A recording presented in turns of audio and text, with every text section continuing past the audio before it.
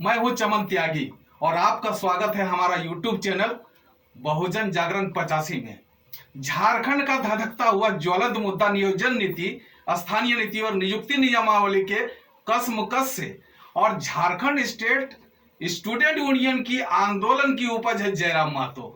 और यह भी जग जाहिर है कि जयराम महतो जैसे एक शिक्षित, जागरूक और चेतनशील नौजवान वक्त की मांग है।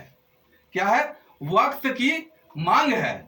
शायद इसीलिए आज झारखंडी भाषा खतियान संघर्ष समिति जैसे संगठन की आवश्यकता पड़ी। खैर, एक सवाल के जवाब में जयराम महतो ने बताया, JBKSS यानी झारखंडी भाषा खतियान संघर्ष समिति के प्रत्याशी और विधायक सांसद कोई और नहीं बल्कि गांव के नौजवान होंगे। जी हाँ, अगर देखिए, लोकसभा चुनाव होने वाला है, विधानसभा चुनाव होने वाला है, तो उसमें कैसे चेहरे देखने को मिले? आंदोलन की उपज देखने मिलेंगे या पुराने राजनीतिक चेहरे? नहीं, आंदोलन की उपज ही दिखेंगे। खासकर जिन क्षेत्रों में आंदोलन हुआ है, आंदोलन मुख्यतः धनबाद बोकारो में हुआ है। इसका कुछ हिस्सा गिरिडीह हजारीबाग को छूते हुए रामगढ़ कोल्हान तक पहुंचा है। तो जिन क्षेत्रों में आंदोलन हुआ है, आप निश्चित ही रहिए उसमें आंदोलन की उपज चेहरे ही दिखेंगे। हाँ, जिन क्षेत्रों में आंदोलन नहीं हुआ है, जो लोगों ने हमारा नैतिक समर्थन किया है, उनमें हम ऐसे चेहरे लेंगे जो राजनीतिक दलों में किसी ऊंचे पहदे पर या फिर विधायक सांसद नहीं रहे, उनको हम लोग लेने का प्रयास करेंगे। लेकिन हमारा सबसे जो मेन फोकस होगा कि वो शिक्षित होना चाहिए और हम लोग की जो कम से कम ग्रेजुएट की योग्यता होनी चाहिए। और दूसरी जो खास बात होगी कि वो कम से कम यूथ होना चाहिए और प्लस नॉन पॉलिटिकल होना चाहिए। उसके बाद 2-4% अपवाद हो सकते हैं। दादा, आप जब पार्टी बना ही ली है तो एक अंतिम सवाल मेरा ये रहेगा कि अब आप आंदोलन कीजिएगा या एक साल में आप अपना पार्टी का विस्तार कीजिएगा? नहीं, देखिए, आंदोलन भी होगा, पार्टी का विस्तार भी होगा। पार्टी जैसे हम लोग का घोषणा हुआ कि हम लोग अब दल बना के चुनाव लड़ेंगे, उसके कुछ एक ही दिन बाद रात को हम लोग DBC में धरना में जाके बैठे, सड़कों पर बैठे, अब रात 2 बजे रोड पर बिताएं, तो ऐसा बात नहीं है। आंदोलन सब चलेगा, मिला जुला चलेगा।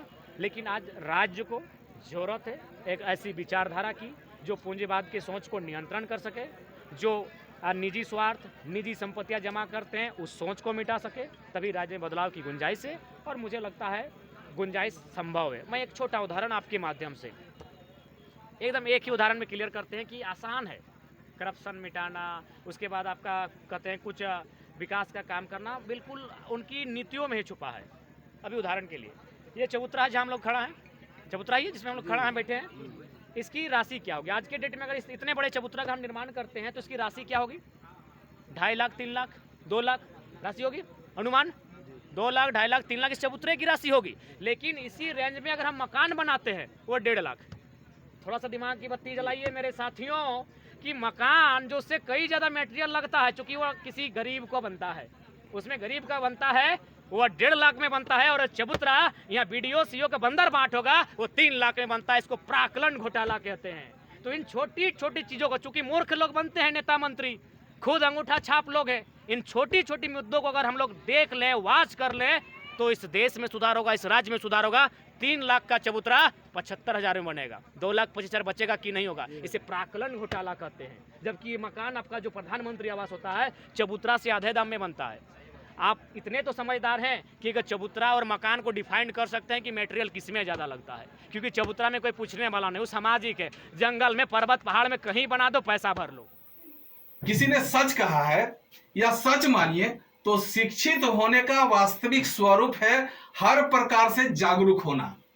क्या है? हर प्रकार से जागरूक होना। इसीलिए तो भारत के संविधान रचयिता डॉक्टर बाबा साहब भीमराव अंबेडकर, पेरियार और ज्योतिबा फुले जैसे महापुरुषों ने कहा है कि शिक्षा उस शेरनी का दूध है जो पिएगा वो दहाड़ेगा।